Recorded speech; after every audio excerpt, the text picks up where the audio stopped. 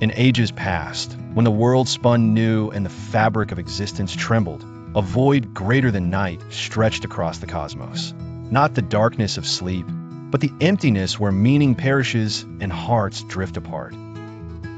In that emptiness, an Asura named Bandasura kindled his power, forging the city of Shunyaka, a kingdom where prayers withered, virtue crumbled, and souls felt the bitter ache of spiritual zero.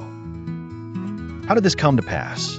None foresaw that a jest among gods could shape a new destiny.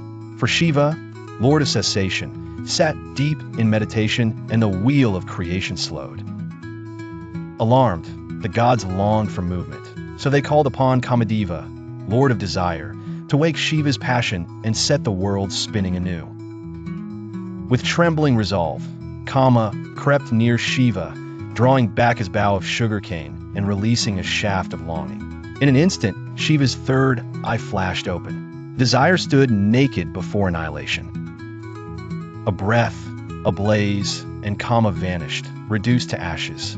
The balance buckled, but from those ashes arose a force beyond simple retribution. Bandasura, Desire's shadow, took form, mighty as the mountains, cunning as the serpent, and gripped by a hunger to fill the three worlds with absence and dread. The Devas girded for war. Their lances splintered, their courage bled, and against each blow, Shunyaka's emptiness gaped wider. In the hush that follows despair, wisdom dawned. What use are weapons against a void that devours the roots of hope? The gods ceased their striving and knelt at the sacred fire, seeking the mother of all. From oblations and mantras rose a fire that remembered the first dawn.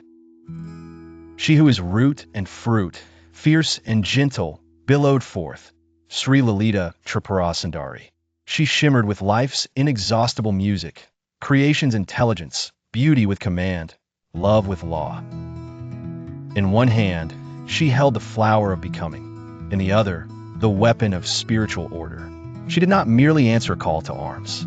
She reimagined the stage itself, building Sri Nagara, a city spawn of light and meaning, resplendent with devotion, a fortress against nihilism. Her army surged forth, not as mere soldiers, but living articulations of Shakti's thousand faces.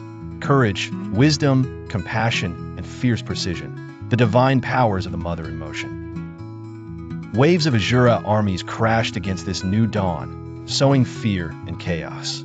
Yet the emptiness that Bandasura wielded, for all its terror, could never snuff the fire of awakened Shakti. For wherever emptiness pressed in, Lalita's power called sense and sweetness forth. The drums of war became hymns, the clash of blades a celebration of existence itself. As Bandasura grew desperate, he rose to the battlefield, pride swelling, shouting that his nothingness would swallow existence. Galaxies trembled at his voice, shadows lunged to snare the light. But Lalita did not flinch.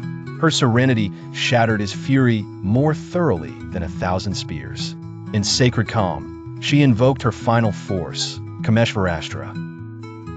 Not rage, nor vengeance, but the transcendence of misdirected desire.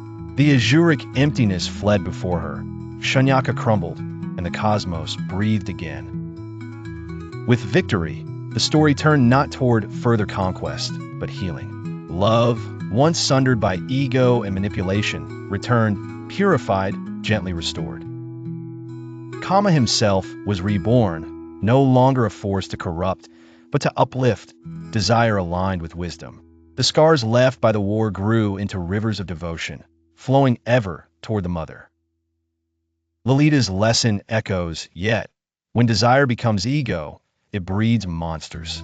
When desire serves devotion, it becomes divine. The mother's defeat of emptiness was not merely the salvation of the world, but the restoration of meaning itself. For she guards not only the living, but life's purpose. As long as her story is remembered, meaning will never be lost.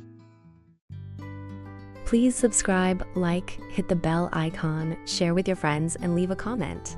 Thank you. Hope you had a good time. See you in the next one.